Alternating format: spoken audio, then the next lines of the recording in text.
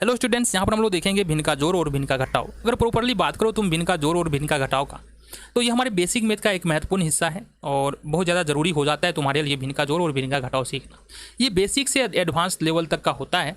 यहाँ पर हम लोग बेसिक सीख रहे हैं तो बिल्कुल बेसिक से शुरू करेंगे। भिन्न का जोड़ यहाँ सीखने के लिए ना तुमको एलसीएम सीखने की ज़रूरत पड़ेगी।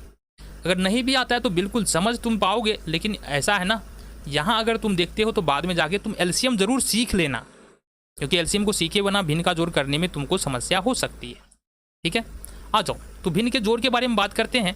और सबसे पहले बात करते हैं बिल्कुल आसान वाला। देखो भिन्न का मतलब क्या होता है। भिन्न का मतलब होता है, अगर हम सपोज एक्स बट्टे वाई लिख रहे हैं तो इसका मतलब होता है भिन्न। इसी को हम लोग भिन्न बोलते हैं। जो ऊपर में लिखा है एक्स, इसको बोलते हैं अंश, इंग्लिश में बोलते हैं न्यूमिनेटर। और जो नीचे में लिखा है वाई, इसको बोलते हैं हर, और इंग्लिश में बोलते हैं डिन्यूमिनेटर।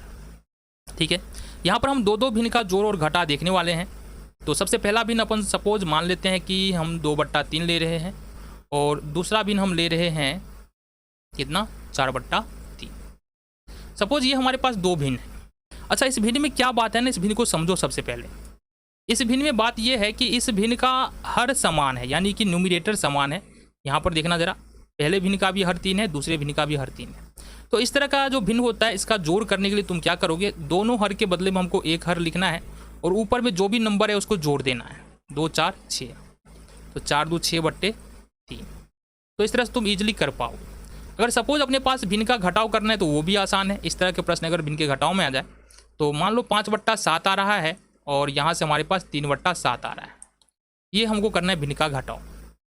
तो हमने कहा ये भी आसान है। कैसे आसान है देखना। यहाँ से हमने कहा बाबू कि यहाँ पर भी क्या है, हर को देखेंगे तो पहले भिन्न का हर कितना है, 7, और दूसरे भिन्न का हर भी कितना है, 7।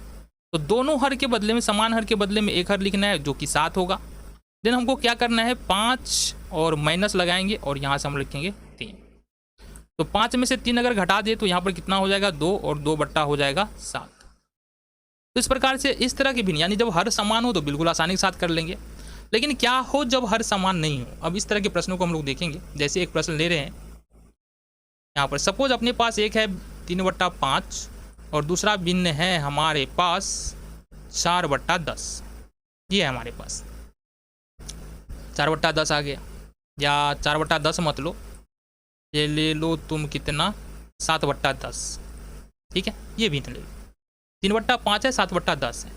तो यहाँ पर समझने के लिए हमको सबसे पहले क्या करना पड़ेगा, यहाँ पर देखो हर क्या है, 5 है, और दूसरे भिन्न में हर 10। मतलब यहाँ पर हर हमको समान नहीं मिल रहा है, हर अलग अलग मिल रहा है। तो इस स्थिति में हमको क्या करना पड़ेगा, हरों का एलसीएम लेना पड़ेगा। तो हम ले रहे हैं हर का एलसीएम। तो पहले का हर 5 है और दूसरे का हर 10 है, इसका एलसीएम लेंगे। कितना बार में लगेगा बताओ जरा, 5 बार में लगेगा। 5 से लगाएंगे, 5 ही कम 5, 5 दूनी 10, 5 गुने 1 गुने 2, तो ये कितना हो जाएगा हमारे पास, 10।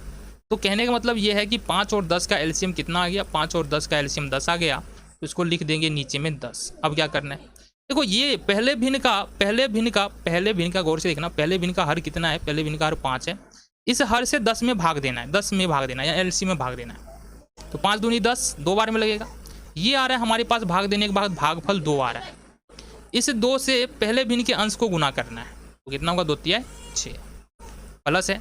इसी तरह से ये जो दूसरा भिन्न का हर है 10 है, 10 से एलसीएम में भाग करना है। कितना बार में लगेगा, 1 बार में लगेगा। अब इस 1 से अपने को दूसरे भिन्न का जो अंश है उससे गुना करना है। कितना हो जाएगा हमारे पास, 7 ही कम 7। अच्छा, 7 6 जोड़ देंगे 13, 13 हो जाएगा हमारे पास 10। इसी तरह से सपोज अपने को क्या करना है ना, घटाव करना है। तो घटाव करने के लिए क्या करेंगे, आ जाओ एक प्रश्न और देखते हैं।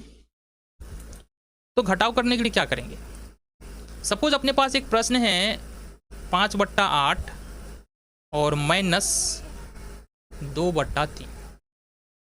अब इस सब घटाव करना है हमको। तो सबसे पहला काम क्या करना पड़ेगा, सबसे पहला काम तो तुमको ये करना पड़ेगा कि यहाँ पर पहले भिन्न का जो हर है वो 8 है और दूसरे भिन्न का हर जो है वो है 3।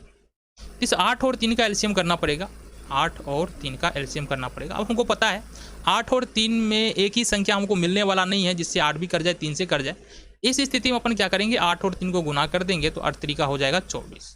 तो कहने का मतलब एलसीएम हमारा कितना निकल के आ रहा है, 8 और 3 का 24।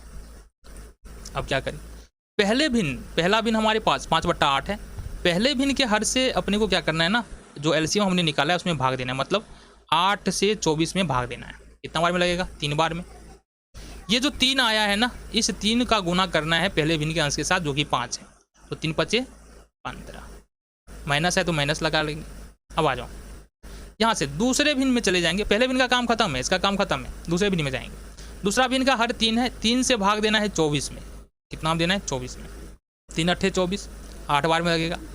ये जो 8 आया है ना, ये जो 8 आया है, 8 का गुना करना है पहले भिन्न के किससे, हर से, ये अंश से। तो 8 दूनी 16। अब हमको पता है कि अगर 16 माइनस में है 15 प्लस में, तो ये हो जाएगा हमारे पास -1/16।